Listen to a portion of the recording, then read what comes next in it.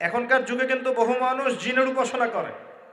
এখনকার যুগে বহু মানুষ জিনের উপাসনা করে। আর জিন বলে একটা জাতি আছে, আমাদের সাথে চলাফেরা করে, আমরা দেখতে পারি না। আমরা কি সব দেখতে পারি? আমরা কি সব জানি? আমরা তো আমাদের আত্মাকেই দেখতে পারি না। এত ঘুমাই গেছেন, আত্মা চলে গেছে, দেখতে পারছেন? আর আমরা কি জানি? আমরা কতটুকু জানি আগামীকাল কি হবে আপনার সাথে, বলেন দেখি। কেউ জানে? আমাদের জ্ঞান কত ক্ষুদ্র, বুঝতে পারলাম। আগামীকাল কি হবে তাই জানি না, আমার আত্মাকেও চোখে দেখি না। আর আমি যদি দাবি করি এখন আমি সব জানতাম, তাহলে কি হবে? অতএব জিন জাতি আমাদের মধ্যেই আছে কি নাই? ওমা খলাকতুল জিন্না ওয়াল ইনসা ইল্লা লিয়াবুদুন, আমি জিন আর মানুষকে শুধুমাত্র আমার ইবাদত করার জন্যই সৃষ্টি করেছি। আল্লাহ পাক আমাদের সবাইকে আল্লাহ পাকের সত্য বোঝার তৌফিক দান করুন। এবার আসেন, আপনাদের পার্বত্য এলাকায় জিনের উপাসনা হয়। এখন বললেন ভাই কেমন করে জানলেন? যত তান্ত্রিক মান্ত্রিক কবিরাজ জাদুকর সব এই পাহাড়ি এলাকায় ঘুরে বেড়াচ্ছে এখন। এবং চোখ কান খোলা রাখলে আপনারাও বুঝতে পারবেন, জিনের উপাসনা করলে অনেক কিছু ভেলকিবাজি দেখানো যায়। জিনকে আল্লাহ পাক কিছু ক্ষমতা দিয়েছেন। জিন অনেক দূর থেকে দেখতে পারে। মনে করেন যে কেউ একজন এখানে বসে আছে, সে দাবি করছে যে সে অলৌকিক ক্ষমতার অধিকারী, অথচ ওর কাছে জিন আছে। কি আছে? জিন। এখন আপনি শুনেছেন যে অমুক জায়গায় অমুক বাবা আছে, সে অনেক বড় ক্ষমতার অধিকারী, তো যাই দেখি ওনার কি ক্ষমতা। এখন আপনি রাস্তায় আসছেন, তার সেই জিন তো আগেই দেখতে পাচ্ছে আপনি আসছেন দূর থেকে, সে আগে খবর দিল আসতেছে মক্কেল, ওই যে মক্কেল আসতেছে। এখন সে বলল যে ওই ব্যক্তির সাথে যে জিন আছে ওর সাথে কানেকশন করো। সবার সাথে একটা জিন আছে না? আছে কি না? একটা করে জিন শয়তান আছে না সবার সাথে? দুইজন ফেরেশতা, একজন জিন, সবার সাথেই আছে। আছে কি নাই? আপনার জিন জানে আপনার সাথে অতীতে কি হয়েছিল? জানে তো। আপনার জিন আপনার সাথে আছে না শুরু থেকে? তাহলে আপনি 1 মাস আগে কি করেছেন আপনার জিন তো জানে। ও ভবিষ্যৎ জানে না, কিন্তু অতীত তো জানে। ও তো ভবিষ্যৎ জানে না, কিন্তু অতীতে আপনি কি করেছেন ও তো জানে না? এখন এ ওর সাথে এই কারিনের সাথে যোগাযোগ করছে। এ ওকে বলছে এই তো 1 মাস আগে অমুক মেয়ের পিছনে দৌড়াইছিল, এই 1 মাস আগে অমুক একটা মেয়ের পিছনে দৌড়াইছে, ওই মেয়েকে পাওয়ার খুব চেষ্টা করছে। এ তো 1 মাস আগে ব্যবসায় এই কাজ করছে, এই তো 1 মাস আগে ওই কাজ করছে। এখন আপনি হেঁটে হেঁটে আসলেন, এদিকে খবর পাস করা শেষ, এসে বললেন বাবা আপনার কি ক্ষমতা, আমি আপনার ক্ষমতার নিদর্শন দেখতে চাই। সেই বাবা এখন বলছে যে তুই তো সেই ব্যক্তি না, তোর নাম অমুক না? আপনি তো ভেবাচাকা খেয়ে গেলেন। হ্যাঁ তাই তো, আমার নাম তো অমুক।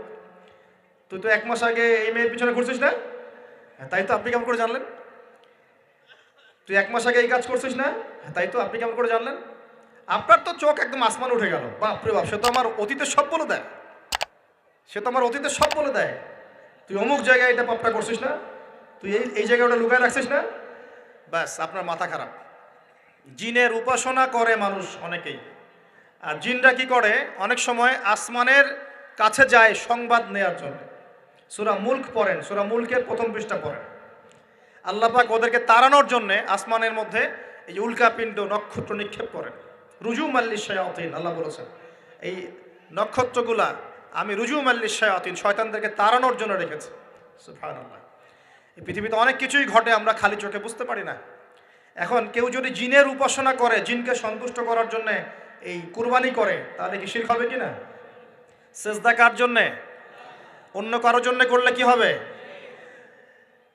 কুরবানি কার জন্যে? অন্য কারোর জন্য করলে কি হবে? কার নামে কসম করতে হয়? যদি অন্য কারো নামে কসম করি, এই যে এখন বাপের নামে কসম, মায়ের নামে কসম করেন কেন? কসম করা যাবে না এভাবে। মান হালাফা বিগাইরি ইসমিল্লাহি ফাকাদ কাফার, কেউ যদি আল্লাহ ছাড়া অন্য কারো নামে কসম করে সে কুফরি করবে। যদি কসম করতেই হয় আপনাকে আল্লাহরই কসম করতে হবে। যদি কসম করতে হয় কার কসম করবেন? আর আল্লাহর কসম করে কি মিথ্যা বলতে পারবেন? মিথ্যা বললে তখন কাফারা দেওয়া লাগবে। আচ্ছা, কাফারা কি? সবচেয়ে সহজ কাফারা হচ্ছে 3টা রোজা রাখা। কয়টা রোজা? 3টা। আসেন সামনে যাই। এখন কসম করব আল্লাহর জন্যে, দোয়া করেন কার কাছে? দোয়া কার জন্যে? এখন যদি অন্য কারোর কাছে দোয়া করা শুরু করি, সন্তানকে দিবে, অন্য কারোর কাছে চাওয়া শুরু করি। মনে করেন আপনার রোগ ব্যাধি দেওয়ার ভালো করার মালিককে, যদি এখন আপনি একটা আংটি পরে মনে করেন এই আংটি আপনার রোগ ভালো করবে, কি হবে? শিরক হবে কি না? এরকম অগণিত কাজের শিরক আমরা করছি। আল্লাহ পাক আমাদের শিরক থেকে বাঁচান। আর ভবিষ্যতের মালিক কে? সময়ের মালিক কে? ভবিষ্যৎ কে জানে? রাস্তায় টিয়া পাখি দেখে ভাগ্য পরীক্ষা করছে, ও কি ভবিষ্যৎ বলতে পারবে? যদি ওখানে গিয়ে হাত দেখান শিরক হবে না? রাশিফল দেখা যায়, রাশিফল কি রাশিফল, আজকে তোমার দিনটা কেমন যাবে, কালকে তোমার দিনটা কেমন যাবে, আছে না? তো এগুলো বিশ্বাস করলে কি হবে? এরকম পদে পদে শিরকে নিমজ্জিত আছে। এগুলো তো গেল আমলগত শিরক, আরো অনেক শিরক আছে। আমাদের কথার মধ্যেও শিরক হয়। কিসের মধ্যে? কথার মধ্যে। যেমন আমরা বলি ডাক্তার ভালো ছিল, না হলে রোগীকে বাঁচানো যেত না, বলি কি না? অনেকে বলি না? শিরক হবে। কেউ যদি বলে যে ড্রাইভারটা ভালো ছিল, না হলে গাড়ি নির্ঘাত অ্যাক্সিডেন্ট করতো, কি হলো কথায়? আরেকটা বিষয় আছে, আমরা অনেক সময় ইবাদত করি মানুষকে দেখানোর জন্য, সবাই বড় দানবীর বলবে, আমাকে নামাজি বলবে, এটাও কি? এটাও শিরক। কথার মধ্যে আর অনেক শিরক করি। সার্বভৌম ক্ষমতার মালিককে, তাবারাকাল্লাযী বিয়াদিহিল মুলক, সার্বভৌম ক্ষমতার মালিককে। আর আমরা যদি মনে করি আমরাই সার্বভৌম ক্ষমতার মালিক, কি হবে? শিরক হবে না? এরকম প্রচুর শিরকে আমরা নিমজ্জিত আছি। সবচেয়ে বড় যে শিরকটা এখনকার বিশ্বে চলছে সেটা হলো আল্লাহ পাকের হালালকে আমরা হারাম করে নিচ্ছি, আল্লাহর হারামকে হালাল করে নিচ্ছি। করছে কি না?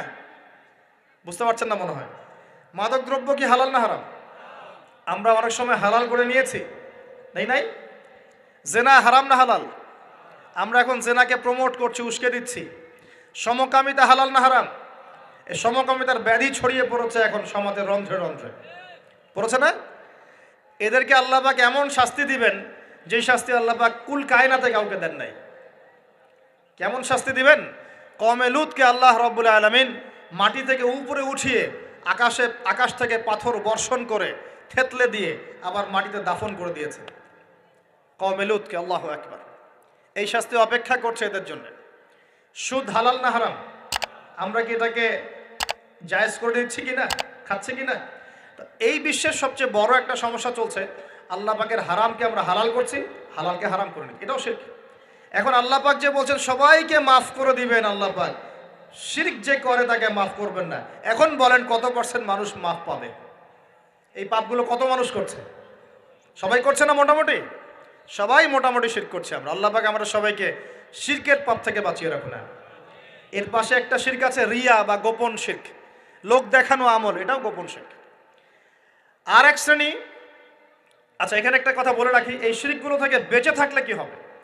শিরক থেকে বেঁচে থাকলে আপনার আমল নামায় যদি আসমান জমিন সমান গোনাও থাকে, আল্লাহ পাক সমস্ত গোনা মাফ করে দিবেন ইনশাআল্লাহ।